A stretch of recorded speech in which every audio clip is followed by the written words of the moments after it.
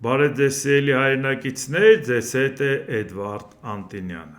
Ողջունում եմ ձեզ Համայնայության մայրաքաղաք Երևանից։ Այսօր փետրվարի 3-ն է 2026 թվական։ Տարբեր հարցերի կանդրադառնանք, բոլորն էլ կարևոր, թե վերաբերվող Իրանի հետ կապված, թե Միացյալ Նահանգներ Հնդկաստան, Միացյալ Նահանգներ լարված հարաբերություններ Եվրոպա, մի խոսքով փորձենք ամեն ինչին անդրադառնանք, նաև հայաստանյան իրադարձություններին, այն ինչ որ կարևոր ենք։ ԱՄՆ նախագահ Դոնալդ Թրամփը եւ Հնդկաստանի վարչապետ Նարենդրա Մոդին հեռախոսազրույցի ընթացքում համաձայնության են եկել, ըստ որի ԱՄՆ-ն կնվազեցնի մաքսատուրքերը 25-ից մինչև 18%, իսկ Հնդկաստանը կգնի $500 միլիարդ ամերիկյան ապրանքներ։ Այսօր առավոտյան ինձ համար պատիվ էր խոսել Հնդկաստանի վարչապետ Մոդիի հետ, նա իմ լավագույն ընկերներից մեկն է եւ իր երկրի հզոր հարգված առաջնորդը։ Դե գիտեք, Դոնալդ Թրամփի համար մի հատ հեռախոսազրույցը հերիք է, որ մարդը դառնա իր անգերը եւ իր երկրում հարգած մարդ։ Եթե հանկարծ մի բան իր ուզածը չեղավ, դե գիտենք իր մասին ինչ կարծիք կհայտնի։ Բայց ոչինչ, հիմա թող Հնդկաստանի հետ լավ լինի, իր խոսակցության ոճին արդեն սովորել ենք։ Մենք քննարկեցինք բազմաթիվ հարցեր, այդ թվում առևտուրը եւ Ռուսաստանի Ուկրաինայի միջև պատերազմի ավարտը։ Նա համաձայնվեց դադարեցնել ռուսական նավթ գնելը եւ շատ ավելի շատ նավթ գնել ԱՄՆ-ից եւ հնարավոր է Վենեսուելայից։ Սա կօգնի ավարտել Ուկրաինայում պատերազմը, որը ներկայումս շարունակվում է եւ ամեն շաբաթ հազարավոր կյանքեր է խլում։ Իհարկե, ուկրաինական պատերազմի ավարտի հետ կապված շատ կարևոր հարց է, որ Ռուսաստանին օդերը փակեն նավթի հետ կապված, բայց գիտենք, որ Դոնալդ Թրամփը ինքն է շահագրգռված նավթի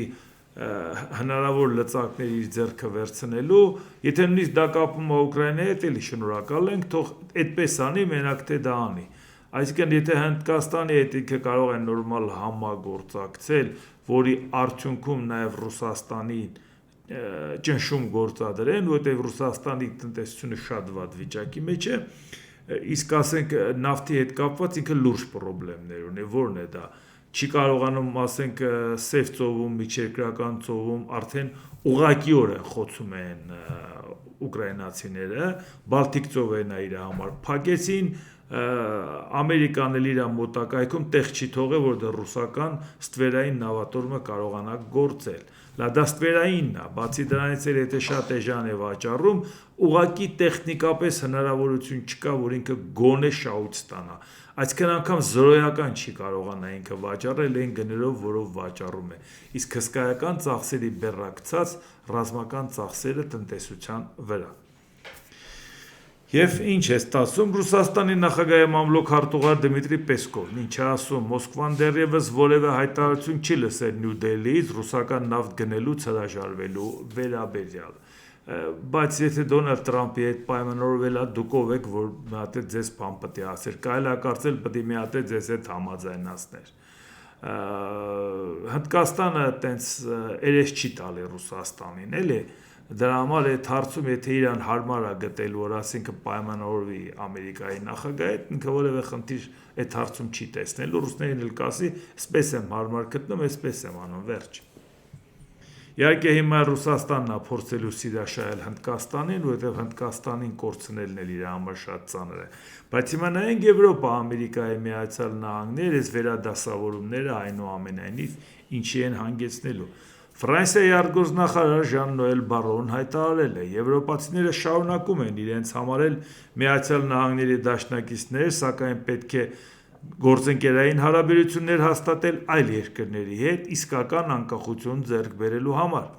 Այս դարի ամենամեծ մարտահրավերը հնարավոր հակամարտությունն է Միացյալ Նահանգների եւ Չինաստանի միջև։ Եթե Եվրոպան որոշի անկախ լինել, նա կկարողանա իր կողմը գրավել աշխարհի այն երկրների մեծամասնությանը, որոնք հրաժարվում են լինել այս տերություններից որևէ մեկի վասալները։ Դա պահանջում է մեր ռազմավարական ինքնավարության ամրապնդում եւ ինքնիշխանության հարգանքի վրա հիմնված գործընկերային հարաբերությունների ստեղծում հարավարևելյան Ասիայի, Լատինական Ամերիկայի կամ Աֆրիկայի հետ, որտեղ ուժեղ եւ ազատ մնալու կամքը, ասել է Բարոն։ Նախարարն ընդգծել է, որ Ֆրանսիան եւ Եվրոպան մնում են Միացյալ Նահանգների դաշնակիցները, բայց չեն ենթարկվում նրա քաղաքականությանը։ Մենք ամերիկյան ազգի դաշնակիցներն ենք, այլ ոչ թե անձամբ ԱՄՆ նախագահ Դոնալդ Թրամփի դաշնակիցները,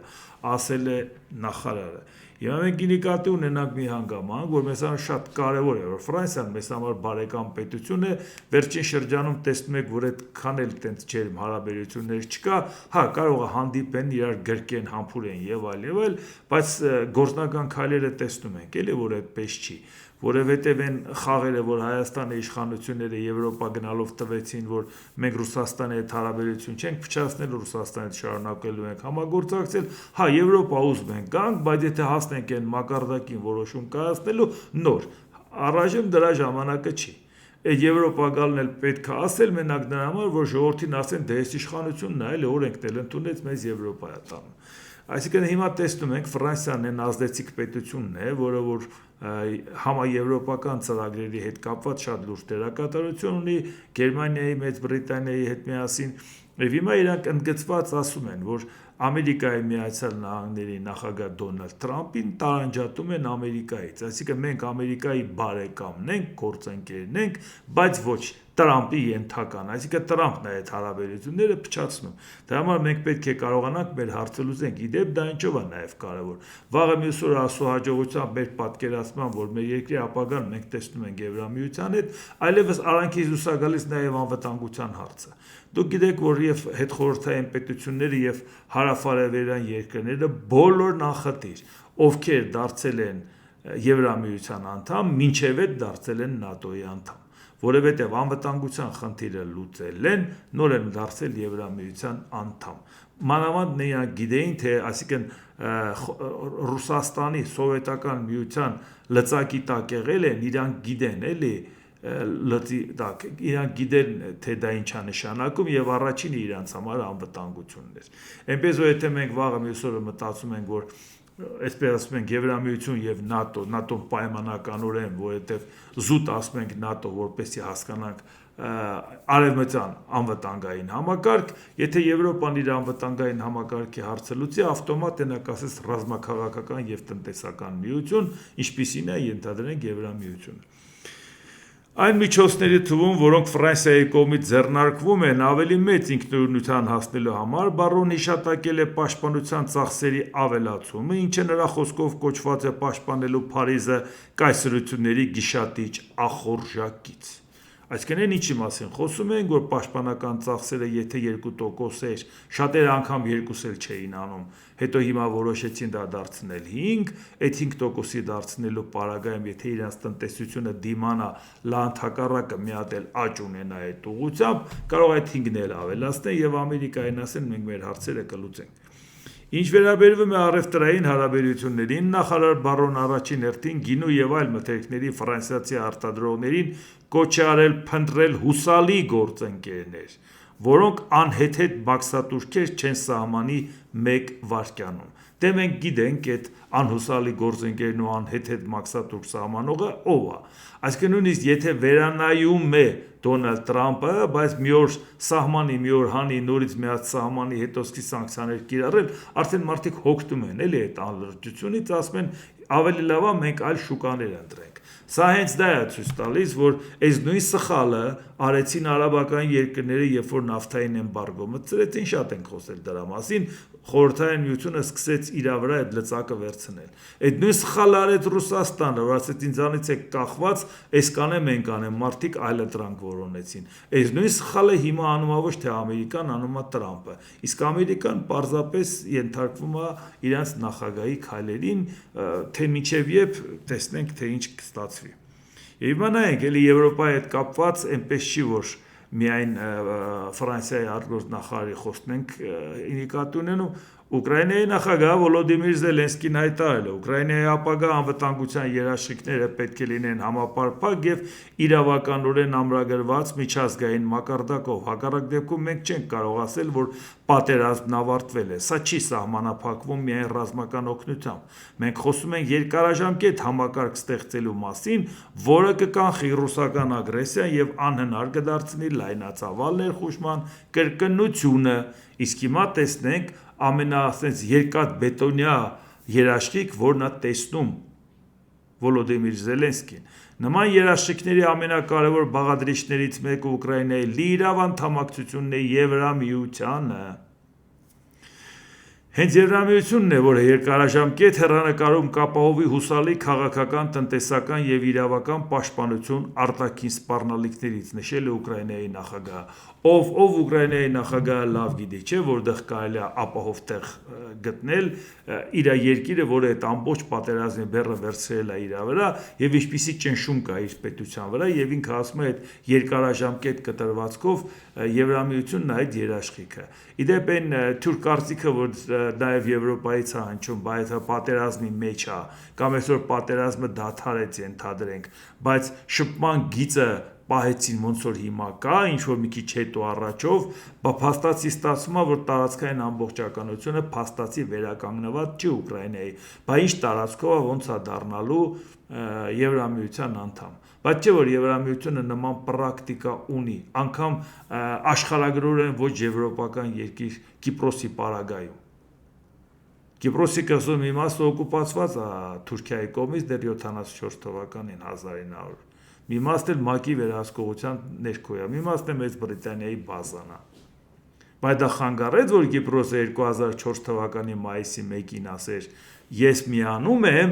թող այսքանը փրկենք, այսքանի ապագայի հարցը լուծենք, մինչև ինչ որ ժամանակ հետո կվերադառնանք այն խնդրին, որ կարողանանք կղզին դարձնենք ամբողջական։ Բայց տարածքային ամբողջականության համար կռիվ տալ Եվրամիության անդամ չդառնալ, դա շատ ավելի մեծ վտանգ է իր մեջ պարունակում։ Այսինքն ինքը փաստացի տարածքով մտավ, իրավաբանորեն չճանաչելով օկուպացվածը։ Այն նույն հաջողությամբ, երբ որ ժամանակացույց են կազմել Վրաստանի հետ, ժամանակացույց են կազմել Մոլդովայի հետ, նույն պայմանը չի դրած։ Մոլդովան հանրաքվե չարեց, որպեսի մտնի Եվրամիություն։ Ինչա մեծ դրեստրի պրոբլեմը չունի ինքը, որ այդ տարածքը օկուպացված է Ռուսաստանի կողմից։ Վրաստանը եթե չթեքվեր դեպի Ռուսաստան, Վրաստանը, Աբխազիան ու Հարավային Օսիան միջազգային հանրությունը ճանաչում է Վրաստանի տարածքում, բա ոնց էր իր այդ ժամանակացույց կազմել մինչև 2030 թվականը, որպեսզի դառնա Եվրամիության անդամ։ Պարզ է հիմա հետ ընկավ այդ ժամկետները հայտնի պատճառներով։ Այսինքն դա պատճառ չի, որ ասեն տարածքիդ մի մասը օկուպացված է, դու չես կարող դառնալ Եվրամիության անդամ։ Փաստացիով կդառնաս այն մյուս մասը իրավաբանորեն չճանաչելով։ Այնպես որ դա հաստատ դա պատճառաբանություն չի, որ Ուկրաինայի համար բերեն, բայց դուք նայեք, Ուկրաինայից ավելի շատ պատերազմի բովով անցած եւ անցնող երկրից ավելի լավ ով կարող է մտածի, թե որքան կարևոր է Եվրամիության անդամակցությունը։ Հիմա նայեք, երբ որ մենք ասում ենք դե լավ ավելի որտեղից եք վերցնում, այդ Եվրամիությունը քայքայվում է, այսօրեկուցա ու իրանք կոտորում է Թուրքիան դառնա Եվրամիության անդամ։ Այսօրեկուցա որ ու բանն է Ուկրաինան է ցանկանում դառնա Եվրամիության անդամ։ Այսօրեկուցա ու այդ նույն Թուրքիան, որը որ Եվրամիության մաքսային միության անդամ է, որևէ խնդիր չունի ապրանքների ազատ տեղաշարժի կամ առևտրի, բայց համառորեն ցանկանում է լինի այդ կառույցի համակեցության կանոնների անդամ, որ դրանից կարողանա օգտվի։ Իսկ մենք ասում ենք, չէ, ավելի լավ է Թուրքիայի առաջ դռներս բացենք, Թուրքիայի հետ լավ լինենք։ Թուրքիան կյանքի գնով ուզում է Եվրամիության դռներից ներս մտնի չեն թողում, մենք ասում ենք աշխարհի հետ հարաբերվենք մենակ Թուրքիայով։ Լա Եվրոպայի հետ նորմալ աշխատենք, որից հետո ում հետ էլ որ հարաբերվես, կիմանաս, որ քո երաշխիքները ապահովված են։ Այդ խնդիրը լուծելու համար առաջի մի հայտ կա, ներկայացնում ես, քեզ գործընկեր են ճանաչում, արդեն էական չի դառնա, մի տարի կտևի 5 թե 10։ ԱՄՆ հանրապետական սենատոր Լինսի Գրեհեմը դիմելով Իրանի քաղաքացիներին հայտարարել է. շարունակեք բողոքել, օգնությունը ճանապարհին է։ Այս մարդը չգիտեմ ինչից է խոսում, որովհետև հիմա բանակցային փուլ են մտնում, անգամ Աբրահամ Լինկոլն նավ ավիակիրը հետ են քաշել, մի քիչ դեմոնստրատիվ հետ է քաշել Թրամփը, որպեսզի ցույց տա, որ այո, համաձայն են բանակցությունների։ Չնայած այնքան չի հեռացրել, որ եթե ցանկանա պատերազմ սկսի, որևէ խնդրեմ ունենա։ Մանավանդ նախորդ անգամ ինքը հանկարծակի հարվածեց, բայց այս անգամ ուղղակի դժվարանում է այդ քայլին գնա, ամեն դեպքում խնդիր է, եթե չի էլ գնում, խնդիր է ունենում Իսրայելի հետ։ Իսրայելը վտանգ է տեսնում, բա վաղը մյուս օր ինչ է անելու, եթե հանկարծ ոչ ոքի պայմանավորվեն, ոնց որ երեք էինք խոսում Ամերիկան եւ Իրանը։ Ամերիկան դեմքը փրկի, որ ասի տեսեք Իրանը գնաց զիջումների, Իրանն էլ ասի տեսակ իմ ուզած ենք բանակցում մենակ միջուկային ատոմի այդ գործով ծրագրով միջուկային ծրագրով մնացած հարցեր իր հետ չենք քննարկում։ Այսինքն երկուսն էլ համարեն հաղթանակած իրանց հաղթանակը տոնեն, բայց արդյունքում Իսրայելը վտանգը շարունակում է նրա համար։ Բայց հիմա Լինցի Գրեհեմ հանրապետական սենատը, որ լավ էլ հարաբերություն ունի Տրամփի հետ, ոնց որ մի քանի օր առաջվա գրաֆիկով է շարժվում։ Ըստ սենատորը, եթե Իրանում ներկա ռեժիմը շարունակի գոյություն ունենալ, ապա կլինի եւս 100 տարվա քաոս։ Բայց հիմա այս բանակցությունների առիթով Դոնալդ Տրամփը չի խոսում այնտեղ որևէ մեկին տապալելու մասին, այսինքն այս փուլում չեն իրանք։ Սա ինչ է ասում այս մարդը։ Ես լիովին վստահ եմ, որ նախագահ Տրամփը կկատարի իր խոստումը, որ խոստումը։ Եթե այս ռեժիմը տապալվի, Համասը, Հեզբոլլահը, հուսիտները բոլորը կհեռանան։ Սա կլինի Բերլինի պատի անկումից ի վեր ամենամեծ փոփոխությունը։ Այն որ Իրանը աջակցում էր Համասին, Հեզբոլլահին, հուսիտներին, դա նորություն չի, դա պարբերաբար խոսել ենք, որ նույնիսկ հնարավորություն չէր թողում, որ այդ պետությունները կայանան, որտեղ զինված խմբավորումները մտցնելով այդ պետություններ դարձնում են պետություն պետության ներսում եւ ամեն ինչ անում են, որ այդ պետությունները տեսեք ինչ խնդիրներ ունեցան։ Իհարկե, բայց այնուամենայնիվ հիմա Տրամփը գնում է գործարքի, դու պետք է իմանաս ինչ ես ակնկալում։ Բողոքի ցույցի մասնակիցները չեն բողոքում ավելի լավ միջուկային համաձայնագրի համար, նրանք բողոքում են ավելի լավ կյանքի համար, եթե նրանք հասնեն իրենց ուզածին, մենք հնարավորություն կունենանք բարեկամանալու իրանցի ժողովրդի հետ։ Այաթոլլան երբեք մեր ընկերը չի լինի։ Բանակցություն վարող պետության կողմից նախագահային մոտ կանգնած սենատորի այս կարծում եմ ժամանակավրեպ է, էլի։ Օգնությունը ճանապարհին է նշանակում է ռազմական հարվածներ այն ենթակառուցվածքների դեմ, որոնք սպանում են իրանցի ժողովրդին։ Սա նախազգուշացում է այս ռեժիմին։ Մենք երբեք չենք հանձնվի, մենք կխեղդենք նրանց տնտեսությունը եւ այն կփլուզվի, ժողովուրդը կհաղթի, ասել է Գրեհեմը։ Դե ինչ, դա իրանց կարծիքն է, այնուամենայնիվ այն պահը, որ ժողովուրդը ոտքի էր կանգնել, իրանք ֆալշ ստարտ տվեցին, փորձեցին իրանց տեխնացուին առաջ տանեն, թագաժառանգ Ռեզա Փահլավին, բայց հետո տես չկանգնեցին, բայց արդեն ուշ էր։ Դրածոյի տպավորությունը արդեն թողեցին դրանով։ Հիմա դրա համար բանակցությունները այլ փուլ է մտել, էլի։ Իսկ Իրանի գերագույն հոգևոր առաջնորդ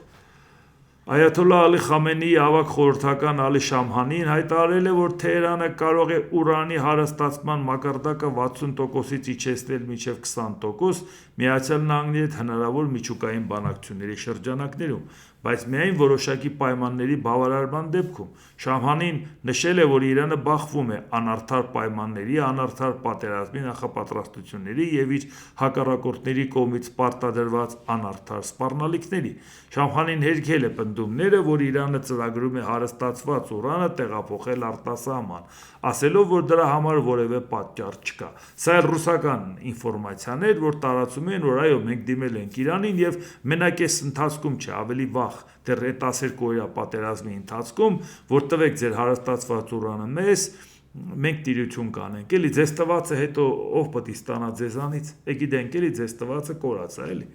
Հա, բայց ուզում ասի, որ նման խնդիր չկա, մենք այն ինչ որ բանակցում ենք, այդ ուրանը դուրս չի գալու իրանց երկրից։ Իրանցի պաշտոնյանը զգուշացրել է, որ ԱՄՆ-ի կողմից Իրանի վրա ցանկացած ռազմական հարձակում կհանգեցնի Իսրայելի դեմ ուղղված ուղղակի պատասխանին։ Դե սա էլ չի կարող մեղադրել Միացյալ Նահանգները, որ ասի ես քեզ խփում եմ, դու ինչի ես Իսրայելին խփում, եթե Ամերիկայում Իսրայելի դեսպանը, Իսրայելում Ամերիկայի դեսպանը երեք էին խոսում, որ կանգնում ասում է Իսրայելի թշնամին մեր թշնամին է, այսինքն մեր արտաքին քաղաքականությունը ոչ միայն միացված է, մեր արտաքին քաղաքականությունը որոշում է Իսրայելը, որտեվ չի էլ ասում մեր թշնամին էլ Իսրայելի թշնամին է, էլի։ Հա, այսինքն եթե այդ ձևի նայես, բնական է Իրանն էլ մտածում է Իսրայելին կհարվածի։ Մենք տարբերություն չենք դնում թիրախների միջև, Իսրայելը եւ Միացյալ Նահանգները առանձին կազմավորումներ չեն։ Եթե ԱՄՆ-ն հարձակվի Իրանի վրա, մենք անպայման կհարվածենք Իսրայելին, հայտարարել է Ալի Շամխանին։ Անմիջապես Իսրայելից են արձագանքել, որ Իսրայելի վարչապետ Բենյամին Նեթանյահուն հայտարարել է, մենք զգոնենք եւ պատրաստ ենք ցանկացած սցենարի, յուրաքանչյուր ոք, ով կհարձակվի մեզ վրա, կբախվի անտանելի հետևանքների։ Իհարկե նորից անդրադառնանք այս թեմային, որ եթե նույնիսկ Ամերիկան հարվածի դա մեզ համար շատ պրոբլեմատիկ է, մանավանդ որ մենք հիմա սպասելիքներ ունենք Ամերիկայի տնտեսական համագործակցության, որին կտրականապես դեմ է Իրանը։ Եթե Ամերիկան չի էլ հարվածում, Իրանը մի քիչ զգա, որ Ամերիկայի հետ կարողացավ էս խուսափել այսօրվա վտանգից, այնուամենայնիվ Հայաստանին ասել է դու այնուամենայնիվ խառը ժամանակները Ամերիկայի հետ խաղեր ես տալու, ես դեմ եմ ելնելու դրան։ Իսկ եթե Ամերիկան ինչ որ ձևով Իրանի հետ պայմանավորվի, Իրանը մեր վրա սկսելու է ճնշում գործադրել, որի պարագայում Ամերիկան մեր անվտանգությունը չի երաշխավորելու։ Նրանք ովքեր ուզում են ցույց տան այստեղ, թե հեսա Ամերիկան մեր անվտանգությունը երաշխավորել է, հեսա Ամերիկայի փոխնախագահը գա այս կանի, այն կանի, մի հատ էլ տարածում էր այդ փոխնախագահը գալիս է Ամերիկայի տարածաշրջանային գործընկերը մենք ենք, ոչ թե Ադրբեջանը, Ժորժ ջան, լավ էլի դուս եկեք էլի այդ մանկապարտեզի տարիքից ում համար է այդ ասելիքը։ Ում համար է այդ ելույթները, էլի։ Չեք տեսնում ինչ է կատարվում։ Դրա համար էլ ուշադրությամբ կհետևենք Իրանի զարգացումներին, իսկ հիմա նայենք նաև ուկրաինական ֆրոնտում նորից պարբերաբար հիշեցնեմ, որ աշխարհում որտեղ էլ լոկալ կոնֆլիկտ լինի, դրանով նոր աշխարհակարգ չի լինելու։ Նոր աշխարհակարգը բաժանված աշխարհի վերաբաժանումը սկսվելու է հենց ուկրաինական պատերազմի ավարտով։ ՆԱՏՕ-ի գլխավոր քարտուղար Մարկ Ռյուտեն ժամանել է Կիև եւ ելույթ է ունեցել Ուկրաինայի գերագույն ռադայի ամբիոնից։ Ռյուտեն ընդգծել է, որ հիանում է ուկրաինացի մարդկանցով, որոնք շարունակում են դիմակայել ռուսական ագրեսիային։ Հսկայական կորուստների մեջ ես տեսնում եմ ուկրաինացիների քաջությունն ու տոկունությունը։ Այստեղ ապագան կառուցվում է, երեխաները սովորում են, նույնիսկ մետրոյի կայարաններում նրանք սովորում են, չնայած շրջապատի խոչընդոտներին եւ ավերածություններին։ Եվ դա ինձ զարմացնում է ամեն անգամ, եւ ես գալիս եմ այստեղ, ասել են ՆԱՏՕ-ի գլխավոր քարտուղարը։ Մարկ Ռյուտեն հայտարարել է, որ կամավորների կոալիցիայի զինված ուժերը Ուկրաինայում կհայտնվեն ցամաքում, ծովում եւ օդում Ռուսաստանի հետ խաղաղության համաձայնագրի կնքումից անմիջապես հետո։ Բայց այդ կամավորների մեջ, որ մտնում են ոչ միայն ՆԱՏՕ-ի անդամ կամ էլ Եվրամիության անդամ, ոնց որ Կանադան ՆԱՏՕ-ի անդամ է, Եվրամիության անդամ չի, Ավստրալիան, Նոր Զելանդիան նրանք էլ անջուսի անդամ են, Ամերիկա, Ավստրալիան, Նոր Զելանդիա ռազմական բլոկի, ընդեղից Ճապոնիա, Հարավային Կորեա, այսինքն նաև շարունակում է Մարկ Ռյուտեն, ՆԱՏՕ-ի մյուս անդամներն այլ կերպ կօգնեն։ Այսինքն նրանք, ովքեր այս կամավորների կոալիցիայի մեջ չեն, դա չի նշանակում, որ նրանց հետ պայմանավորվածություն չկա օգնության համար։ Էնպես որ այդ երաշխիքները, որ պետք է տրվեր։ Այսինքն իրանք եթե ապահովեն այդ երաշխիքները անվտանգային, Ուկրաինան էլ ասում է, ես էլ մտնեմ Եվրամիություն, արդեն այդ երաշխիքները կդառնա բավական լուրջ ու հեռանկարային։ Բայց հիմա նայենք Ռուսաստանից արձագանքներ, որը վերաբերում է թե աշխարհին, որը վերաբերում է թե Ամերիկային եւ վերաբերվում է նաեւ Հայաստանին։ Այսինքն Ռուսաստանը շարունակում է իր ագրեսիվ վարքագիծը ամեն մեկի մասով իր հերթին։ Դրա համար հերթով նայենք, թե մենք ինչու ենք մենք ինքներս թույլ տալի, որ մեր հետ կապված է այս ամեն ինչը Ռուսաստանից հնչի այսպես։ Ռուսաստանի փոխարտգործնախարար Սերգեյ Ռյաբկովը հայտարարել է, Ռուսաստանը պատրաստ է նոր իրականությանը, որտեղ ռազմավարական հարձակողական ներուժի կրճատման պայմանագրի ժամկետի լրանալուց հետո զենքի սահմանափակումներ չեն լինի։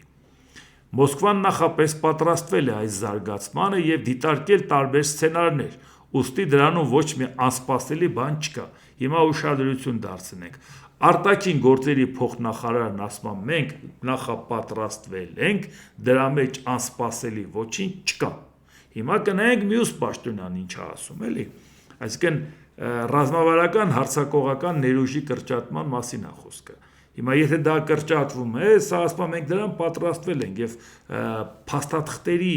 ընթացակարգից էլ երևում է, որ ինքը պետք է պատրաստ լիներ։ Բայց ինչի է մյուս պաշտոնյան այլ ձևի արտահայտում։ Սա նոր պահ է, նոր իրականություն։ Մենք պատրաստ ենք դրան։ Մենք հաշվարկել ենք եւ ենթադրել, որ սա կարող է տեղի ունենալ։ Դրանում ոչ մի անսպասելի բան չկա եւ մենք չենք տեսնում որևէ պատճառ չափազանց դրամատիզացնելու այն ինչ տեղի է ունենում, ասել է Ռյաբկովը։ Հիմա հասկանանք ինչի մասին է, այս մարդը տես լավ պատրաստվել են։ Ռազմավարական հարձակողական զենքի հետագա կրճատման եւ սահմանափակման միջոցառումների մասին պայմանագիրը Ռուսաստանի եւ Միացյալ Նահանգների միջև համաձայնագիր է, որը սահմանում է, թե ինչպես են կողմերը կրճատելու իրենց ռազմավարական հարձակողական զենքերը։ Փաստաթուղթը ստորագրվել է 2010 թվականին Պրահայում Դմիտրի Մեդվեդևի և Բարակ Օբամայի միջև։ Այն ուժի մեջ է մտել 2011 թվականի փետրվարի 5-ին, 10 տարի անց այն երկարաձգվել է ևս 5 տարով առանց հետագա երկարաձգումների։ Պայմանագրի ժամկետը վերջնական լրանում է 2026 թվականի փետրվարի 5-ին, այսինքն 2 օրից։ Հիմա Ռյաբկովը միատելի ասում է, մենք դրան պատրաստ էինք, մենք դրան պատրաստ էինք, այդ պայմանագրի ժամկետը պրստում է, ինչ ես քեզ զարմացնում, պարզավոր դե պատրաստ լինեիր։ Ինչի այս նոր պայմանագիր կնքել է իմաստազրկվում, որովհետև եթե այդ սպառազինության մրցավազքը հիմնականում Ամերիկայի և Խորհրդային Միության մեջ էր, հետագայում Ամերիկայի և Ռուսաստանի, հիմա տեսեք ինչպիսի երկրներ են առաջ գալի։ Այսինքն դու կրճատում ես, Չինաստանը դառնում է դրության տեր, կամ վաղը Հնդկաստանը, կամ մյուսը, կամ արդեն միջուկային տերություններ կան, որոնք էլ եթե աշխարհը բաժանես ուժեղների մեջ, նրանք ամեն մեկը իրենց հավակնությունները կունենան, սկսած Հյուսիսային Կորեայից մինչև Պակիստան, էլ չեմ ասում մնացած երկրները։ Այսինքն այլևս, այո, ժամանակավրեպ է այս 2026 թվականի փետրվարի 5-ին ավարտվող փաստաթուղթը երկու պետությունների միջև երկարացնել։ Դա 5 տարի առաջ արդեն հասկացել էին, ռուսներն էլ են հասկացել, բայց լացուկոցը հիմա այն չի ադրել, հեսա Դմիտրի Պեսկովը, Ռուսաստանի նախագահի մամուլի քարտուղարը։ Այսինքն խոսքը ինչին էր վերաբերում, այն սահմանափակում էր այս փաստաթուղթը միջմայրցամաքային բալիստիկ հրթիռների, որոշ այլ հրթիռների և միջուկային մարտագլխիկների քանակը, որոնք կարող են ունենալ Ռուսաստանը և Միացյալ Նահանգները։ Բա դուք երկուսով որ սահմանափակեք, ոնց եք սահմանափակելու Չինաստանին։ Ու լավ էլ գիտեք, լավ տեմպով էլ ինքը ստեղծում է դա։ Իսկ հիմա Ռուսաստանի նախագահի մամուլի քարտուղար Դմիտրի Պեսկով աշխարհում իրավիճակն ավելի վտանգավոր կդառնա, եթե ռազմավարական հարձակողական սպառազինությունների կրճատման մասին պայմանագիրը դադարի գործել, և բառացիորեն մի քանի օրից աշխարհը կմնա հավանաբար ավելի վտանգավոր վիճակում համեմատած մինչ այժմ եղածի հետ։ Բա այդ ինչ էր ձեզ խանգարում, որ դուք առավոտից իրիկու միջուկային զենքով սպառնում էիք Եվրոպային ու աշխարհին։ Այդ պայմանագիրը ձեզ խանգարում էր։ Առաջին անգամ Միացյալ Նահանգները և Ռուսաստանի Դաշնությունը, երկու երկրները, որոնք ունեն աշխարհի ամենամեծ միջուկային զինանոցները, կմնան առանց հիմնարար փաստաթղթի, որը կսահմանափակի և վերահսկողություն կսահմանի այդ զինանոցների նկատմամբ։ Մենք կարծում ենք, որ դա շատ վատ է, ընդգծել է Կրեմլի ներկայացուցիչը։ Պեսկովը պարզաբանել է, որ դա վատ է ամբողջ աշխարհում անվտանգության, ռազմավարական անվտանգության համար։ Իհարկե պատասխան քայլերը այնուամենայնիվ Ռուսաստանը մտածում է, որ կանի, բայց հաշվի առնելով այն հանգամանքը, որ լավ գիտենք Ռուսաստանի քաշը ուկրաինական պատերազմ, հեսա 4 տարի լրանում է մի քանի օրից, այնպես որ եւ Ամերիկան է շահագրգռված չի, որ հիմա այդ կարգի փաստաթուղթ թարմացնի, հապարզ է այդ մեկը որպեսզի չերկարաձգեր, նորը կկնքեր։ Բայց այդ նորի մեջ Դոնալդ Տրամպը, որ նոր էր եկել պաշտոնի, ասում էր եկեք պայմանավորվենք Չինաստան, Ռուսաստան կրճատենք, ասում ենք չի լինելու այ միամիտ։ Ինչ ես խոսում, գործից անտեղյակ։ Ինչ ես խոսում։ Բայց ինքն էլ հիմա հասկացա, որ դա անիմաստ է, այսինքն նոր փաստաթուղթի վրա աշխատելը նույնիսկ իմաստ չունի մտածել։ Ռուսաստանի անվտանգության խորհրդի արտաքին գործերի փոխնախարար Սերգեյ Ռյաբկովն ասել է. Ռուսաստանը Գրենլանդիայում ԱՄՆ-ի գործողություններին կպատասխանի ռազմատեխնիկական միջոցներով։ Եթե նրանք սկսեն իրականացնել իրենց ոսկե գմբեթ հայեցակարգի տարրերը այս տարածաշրջանում, դա կլինի իրավիճակ, որը կպահանջի ռազմատեխնիկական փոխհատուցման միջոցառումներ, և մենք մասնագետները պատրաստ կլինենք դրան։ Հիմա ինչ է ստացվում։ Ստացվում է այնպես, որ Դոնալդ Տրամպը զոռով բզբզեց Գրենլանդիայի հետ կապված, Գրենլանդիայի անվտանգություն եւ այլ, եթե ինքը փորձի Գրենլանդիայի հետ կապված լրացուցիչ միջոցառումներ անի, Ռուսաստանն ասում է մենք անմիջապես կարձագանքենք, մենք էլ կանենք։ Փաստորեն այնուամենայնիվ Գրենլանդիան փորձում են ներքաշել կոնֆլիկտի մեջ։ Չկար այդ խնդրը։ Հիմա Դոնալդ Տրամպը հայտարարեց, որ խնդրեմ կա, հիմա խնդրի համար կպայքարենք, ընդդեղից էլ պատասխան քայլը։ Չնայած Ռուսաստանը տարբեր ժամանակներ, եթե հիմա փորձի բոլոր տեղերը ձեռքցի, հենց դա է իր երկիրը քայքայելու, որտեղ նախորդ անգամ էլ տենց եղավ, նախորդ անգամ է սպառազինության մրցավազքի ժամանակ ուղղակի Խորհրդային Միությունը չդիմացավ, մի քանի հանգամանքներ էլ գումարվեցին եւ ներսից պայթեց այդ պետությունը։ Այնպես որ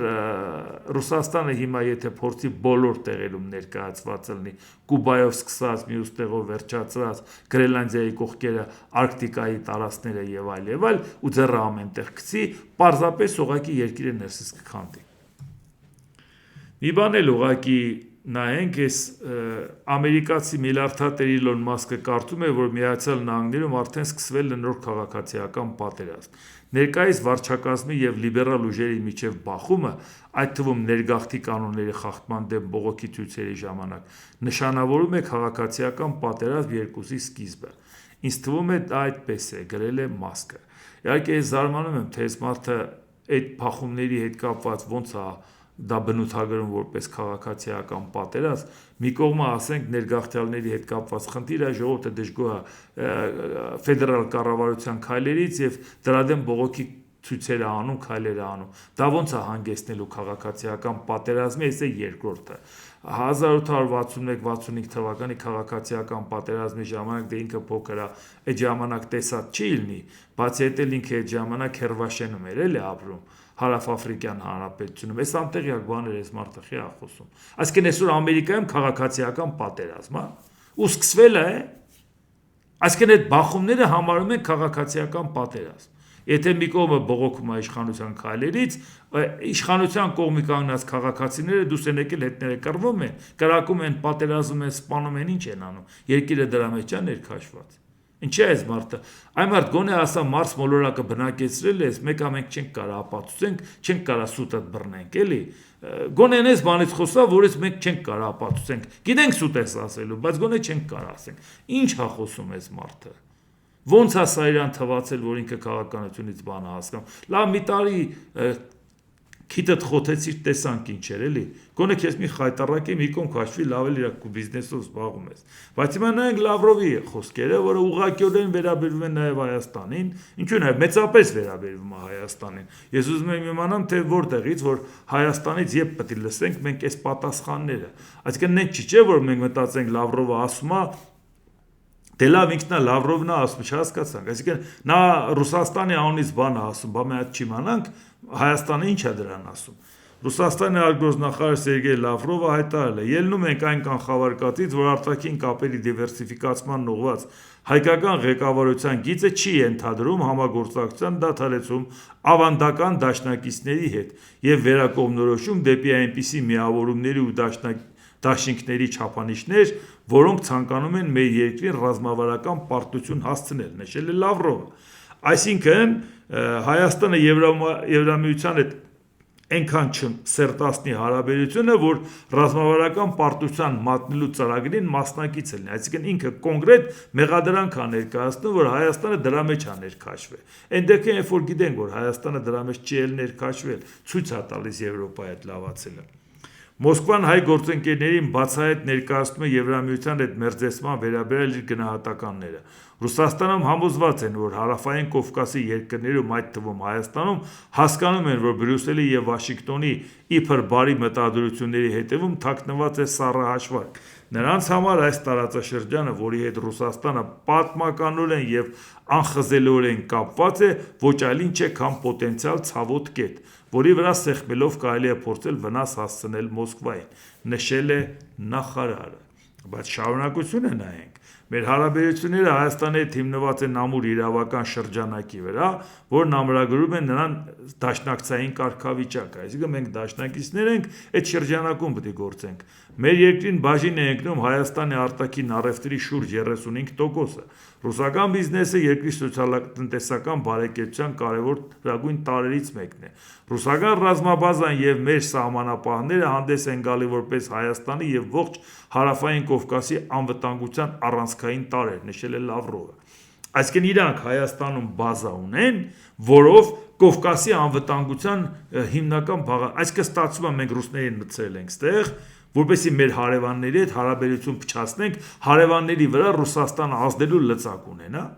Բայց Նիկոլ Փաշինյանը ոնց որ ինչքան գիտեմ ասում էր, բանը ռեգիոնալ քաղաքականություն պետք է վարենք, մեր հարևանների հետ պետք է լավ լինենք։ Բայց Լավրովը կանգնում ասում է, այդ բազան, որը Հայաստանում է, դա նաև այդ հարևաններին է վերաբերվում։ Ընդեղի հետ կապված ենք մենք անվտանգություն ապահովում։ Հարևանները համաձայն են դրա հետ, որ Հայաստանի տարածքը օգտագործվի այդ նպատակով։ Էլ դրանով էլ չպրծանք։ Մոսկվան իր ավանդական դաշնակիցներին Հայաստանին, Սիրիային, Վենեսուելային եւ Իրանին չի թողի Միացյալ Նահանգների կամահաճույքին եզրափակել է Ռուսաստանի արտգործնախարար Սերգեյ Լավրովը։ Ժողովուրդ ջան, լսեցիք։ Այսինքն մեզ ինչ են ուզում Սիրիայի, Վենեսուելայի, Իրանի ինչ օրն են ուզում Հայաստանին գցեն։ Ու հարցը նա չէ, որ մենք ասենք, լավ, Լավրովն է ասում է։ Բա Նիկոլ Փաշինյանը չի ասում, որ եղբայրական պետությունն է Ռուսաստանը, որ բոլոր հարցերը Պուտինի հետ լուծում ենք, Ռուսաստանի հետ հարաբերությունները չենք վերանայելու, ընդհանրապես բազան հանելու որևէ հարց չկա։ Այսինքն այս ինչ որ ինքը ասում է, չի բխում նրանից, որ այդ հավաստիացումները եւ հրապարակային, չէ, ոչ հրապարակային կզելը չասենք, հրապարակային գոնե այն ինչ որ ասելա, դա չի բխում։ Լավրովը ինչ ասելա, հենվում է հենց Նիկոլ Փաշինյանի հայտարարությունների վրա։ Թե չէ մենք շատ հանգիստ կարանք Լավրովին ասենք խելքդ գցել ես, բայց ինքը պետք է ասի, բայց ես եմ գցել, չեք լսել ձեր վարչապետն ինչ է ասում։ Այսինքն մենք իմանանք, բասարապատասխանն ով պետք է տա, որ ասի ինգեր։ Մենք արևմուտքի հետ աշխատենք, դա չի հակասում մեր գործընկերությանը, բայց եւ միևնույն ժամանակ քեզ չենք տեսնում մեր անվտանգության երաշխավոր, որ հիմա էլ բազատ այտենց անուն դնես դրա վրա, որ այդ նպատակին է ծառայում։ Եվ մեկ էլ հանկարծ մեզ հանգիստ չես թողելու, էլի։ Մեր ավանդական դաշնակիցներին հանգիստ չես թողելու։ Տեր ես կանգնելու։ Բա Հայաստանը չի ասելու, ինգեժանք ու տեր կանգնելու կարիքը մենք չունենք։ Բայց ոնց ասի Հայաստանը, եթե ազգային ժողովի նախագահ Ալեն Սիմոնյանը, որը պատրաստվում է գնալ Ռուսաստան պաշտոնական հանդիպումների, արդեն մինչև գնալը հայտարարել է։ Կարծում եմ Ռուսաստանի այդ լարվածության թեման շատ ավելի գերագնահատված է, քան իրականությունը կա։ Այսինքն ստացվեց այնպես, որ հստակ ձևով մարդը ասում է, որ ժողովուրդ ջան, այդ իրոք արհեստական են գցել, էլի, որպեսզի ասենք, ընտրեք Նիկոլ Փաշինյանին, ռուսները չգան վերցնեն, չկա տենց բան։ Մենք ինչի չգիտենք, որ Պուտինը Նիկոլ Փաշինյանից լավելուն պետք է գտնի, որ Պուտինի համար միևնույնն է ով կրի։ Այսինքն եթե ռուսամետ ուժերը կրեն, պետք է ասի, վայ չեմ ուզում, ինքը պարզապես ոչ մեկին չի օգնի հաղթելու համար։ Իրան չին է պետք։ Նիկոլ Փաշինյանից լավելով պետք է իրան ծառայի, մնացածն է որ կրեն նրանք են ծառայելու, էլ ինքը ինչի է խառնվում։ Այսինքն սա խոստովանում է Հայաստանի պարլամենտի նախագահ իշխող քաղաքական ուժի ներկայացուցիչը, որ ասում է ժողովուրդ ջան, Ռուսաստանի դերակատարությունը այդ հիբրիդային պատերազմ, այդ չգիտես ինչ, սա պրոստը գերագնահատված է, իրականում տես բան չկա։ Մենք գիտենք որ չկա, բայց ով է տարածում այդ ամը, դուք եք տարածում։ Այնքան եք տարածել, պրյոմի տակ եք մնում, քանի անգամ զգուշացրել եմ։ Այնքան եք ամբողջ աշխարհում օրակարգ ստեղծել, որ Ռուսաստանը հայ-հայա վերցնում է, արդեն Տրամփը կանգնում ասում է, դե Հայաստանն էլ ավանդական Ռուսաստանի ազդեցության գոտի է, էլի։ Մի բազարի վախտել այդ կծախենք, կպրծնենք։ Բայց դրա համար ենք անհանգստանում։ Լավագույնը ուղեղները այդ հասելա, թե չի հասել, չգիտեմ, այս ոնց ասենց բան ասում, թե գնալուց առաջ է ուզում նես նորմալ իրան ընդունեն։ Բայց իրականում խոստովանում են այն, որ այս ամբողջ իրանց ասածը փուչիկ էր։ Ռուսաստանից պետք է պարզապես իրական տարանջատվել, ոչ թե խաղեր տալ։